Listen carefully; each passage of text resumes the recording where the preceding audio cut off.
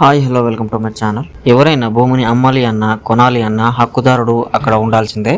తాను వేలిముద్రలు వేసి ఐరిస్ ఇస్తే మాత్రమే భూమిని అమ్ముకోవడానికి వీలుగా ఉంది. సీఎం గాని, సిఎస్ గాని, కలెక్టర్ గాని, ఏ మంత్రి కూడా అమ్మడానికి ఆ వీలు లేదని పదే పదే మాజీ సీఎం కేసీఆర్ చెప్పడం జరిగింది. అయితే అలా జరగకుండా ఇప్పుడు భూమి హక్కుదారుడు లేకుండా రిజిస్ట్రేషన్ అనేది జరిగింది. ఎక్కడంటే కరీంనగర్ జిల్లా వీణవంకలో అయితే ఈ ఘటన జరిగింది.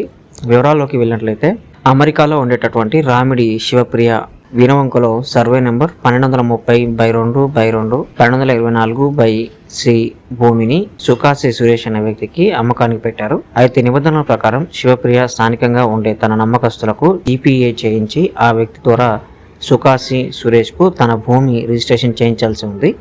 కానీ అలా కుదరకపోవడంతో తహసీల్దార్ తిరువల్ రావును సంప్రదించగా అమ్మకదారు అమెరికా నుంచి రాకపోయినా, వేలిముద్రలు పెట్టకపోయినా, జీపీఏ హోల్డర్ లేకపోయినా రిజిస్ట్రేషన్ చేసేందుకు అంగీకరించారు. ధరణిలో ఉన్న లూసుకతో రిజిస్ట్రేషన్ ప్రాసెస్ ను పూర్తి చేశారు. రిజిస్ట్రేషన్ సమయంలో శివప్రియ వచ్చి కెమెరా ముందు లైవ్ గా ఫోటో దిగడంతో పాటు బయోమెట్రిక్ పెట్టాల్సి ఉంటుంది.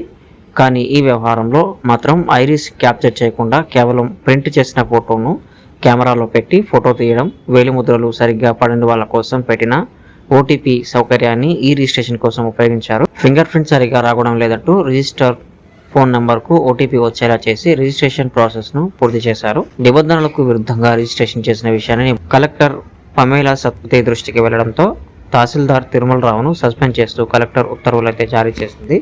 ఈ వ్యవహారం అంతా ఆఫీసర్లు సిబ్బంది మధ్య గొడవ రావడంతో వెలుగులోకి వచ్చింది. సో ఇది ఫ్రెండ్స్, ఈరోజు వీడియో మీకు నచ్చినట్లయితే లైక్ చేయండి. అలాగే మన ఛానల్కి సబ్స్క్రైబ్ అవ్వడం మాత్రం మర్చిపోకండి.